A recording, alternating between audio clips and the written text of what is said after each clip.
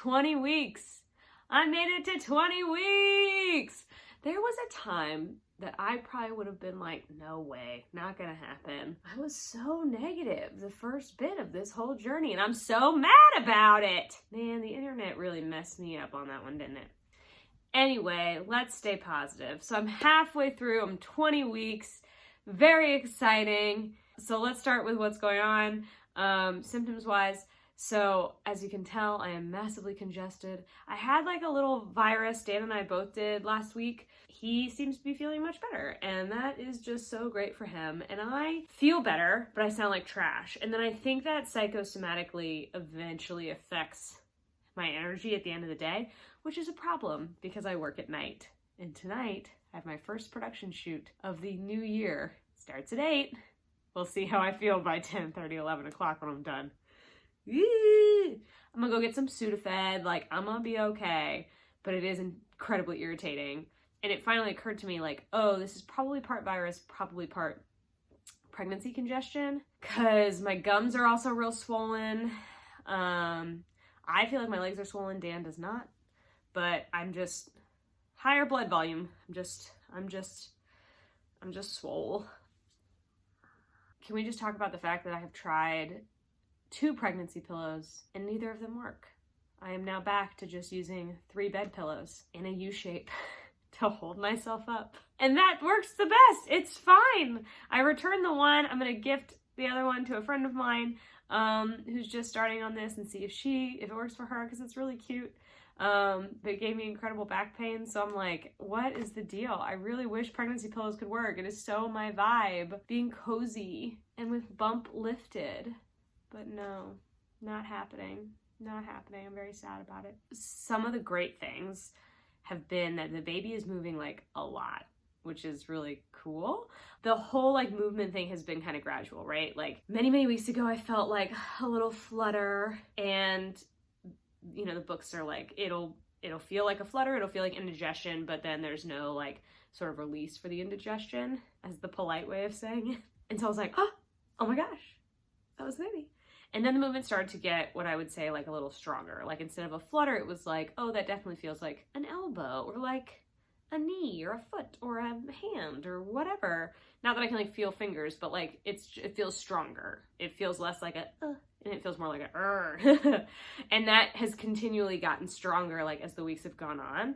And then there's like a schedule, right? So like when I wake up in the middle of the night to pee, the baby is moving around. So like 2:30 to 5, the baby's like, hello. And then at nighttime between like 6 and 9, when I'm like sitting down, we've either eaten or we're eating dinner, and I'm kind of relaxing, the baby's like, thanks for the energy. So now, of course, with that movement, I am now freaking out whenever I don't feel it when I feel like I should. I'm like, oh no, especially with this cold. I was like not looking things up on the internet because I'm not an idiot anymore. But I called the OB nurse and I was like, hey, I've got kind of like a cold. What should I keep an eye out for? And one of the things she was saying is like, if you feel any like really big change in movement. I'm like, it's hard to know if there's a change in movement. Like I'm barely feeling it move to begin with. So that of course is like a new worry. I'm not like freaking out too much about it, but it is like it's 8:30. Have I felt it move like a bunch tonight? Like, you know, that's weird. So here's my new hang up.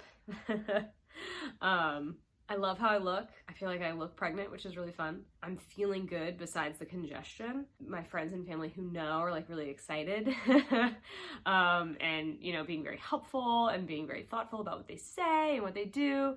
And it's been fun to like go through the holidays and the new year, like seeing people at parties and talking about it and like, you know, showing it off. And yes, I've had people touch me without asking, but usually it's people I know, so it's okay. So in my couple of my previous videos, I talked about how it was so early and we've gone through all this Roe v. Wade absolute bullshit, and it was really weighing on me, you know, that like I'm choosing to do this thing that there is so much, feels like electricity around, energy around. Either people are like, I am pro no kids, like we shouldn't be forced to have children. You know, either pro-choice or pro-life. People who, you know, choose to have ginormous families. There's so much choice around it, but the choices are then talked about like they are a virtue, right? So like people who choose to not have any kids talk about how it's like better for the environment, it's better for your wallet, it's better for the economy, it's better for your lifestyle. Sure. Then the people who choose to have a ton of kids are like, you're growing this incredible family, like you're able to do so much more. Usually it's religious based, so it's like you're growing God's, whatever. There's so much virtue signaling with the choices around having children to begin with. Hence our current political system where Roe v. Wade has been overturned. So fun. And then I talked about in my 10-week video how the internet was really messing with my brain, and I was kind of able to finally put into words like how it made me feel that like I was getting pushed all of this content about traumatic pregnancy loss and tragic infant loss. And it was very overwhelming, like, oh my gosh, this is gonna happen to me. How do I prepare for this? Like what is going on? Because that's all I was seeing, right? Luckily that content has kind of subsided. I don't know if it's because of the internet knowing how far along I am or what, but I'm not seeing so much of that content anymore, maybe because I wasn't engaging with it, I wasn't watching it. But now, the internet is so insidious, it makes me absolutely disgusted. And I didn't even realize what was bothering me about it until very recently. I'm reading Crib Sheet by Emily Oster, because I read Expecting Better. It was super helpful. I should just still be reading that, but alas, I am planning ahead. Anyway, she was talking about the mommy wars, like about how on the internet, like there's so many people who are like, this is right, this is wrong. A big part of that is obviously like vaccines and stuff like that. But I'm seeing it in a much more subtle and disgusting way on Instagram Reels. And here's what I'm talking about.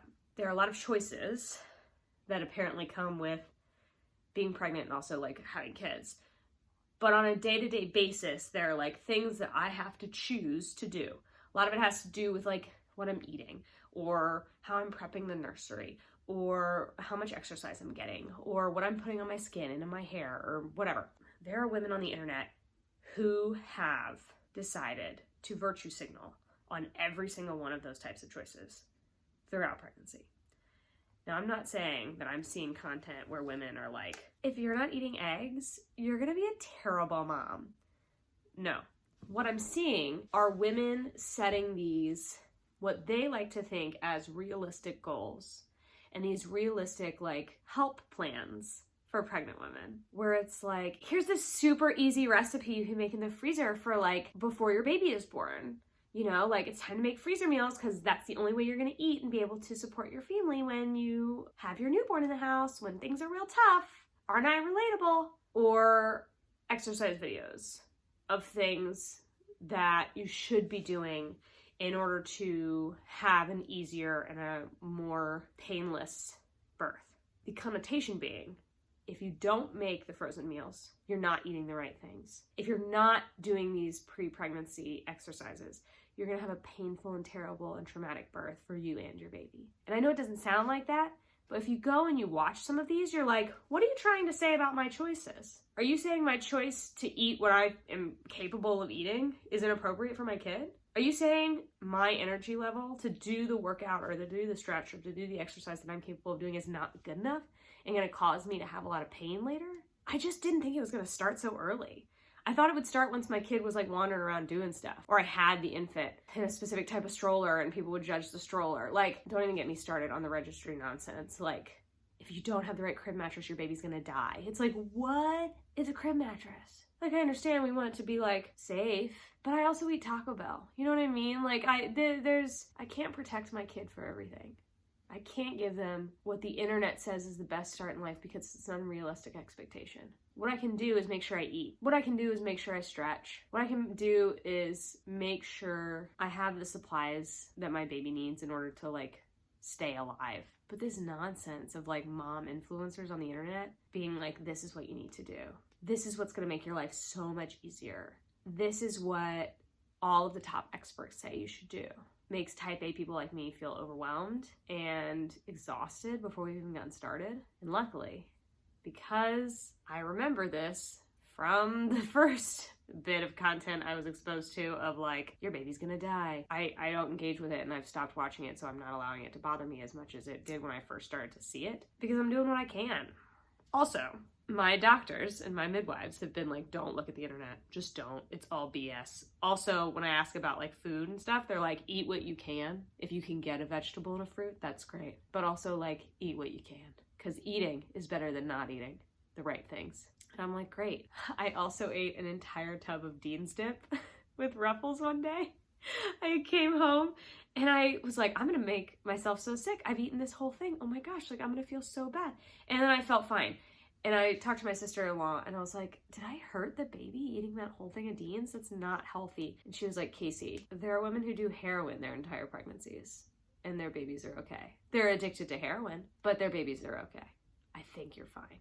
And that kind of perspective is the perspective I need. I don't need to be the mom who never lets sugar touch their kid's tongue, but I'm not doing heroin. Is that bar kind of low? Maybe, but I'm over it. And for a first go at something, I'd say that's pretty good. So I guess in summary, I feel good. I sound like trash. My energy is not so great. I think it's mostly just because I'm getting bigger, and so I'm assuming my energy will just keep getting worse. But I'm trying to tune out the internet, which is odd because I'm trying to engage with it. But I guess I'm just trying to let other ladies know that, like, eat what you can, eat what makes you feel good. Do what you can, do what makes you feel good. Because if you don't feel good, then you're not your best. And that's not the type of parent you want to be. That's not the type of person you want to be for your kid. I'd rather choose the like cry it out method for my kid once we're sleep training and be able to sleep a little bit myself so that I have the energy to work with them during the day than do like no cry methods and let my kid know I will always come when they cry. But I'm constantly exhausted and miserable and cranky because I'm not also getting sleep. Anyway, I'm getting ahead of myself. We find out in 2 weeks what the baby is. We'll have the anatomy scan. I could have done it this week, but my month appointments didn't quite line up the way they needed to. So we will have the anatomy scan and our next midwife appointment in 2 weeks and we'll know. Will I tell you? I don't know. Anyway, if you're out there on this journey, I hope you're okay. I hope you have some clothes that make you feel cute. And I hope you get to eat some junk food today because I know I am.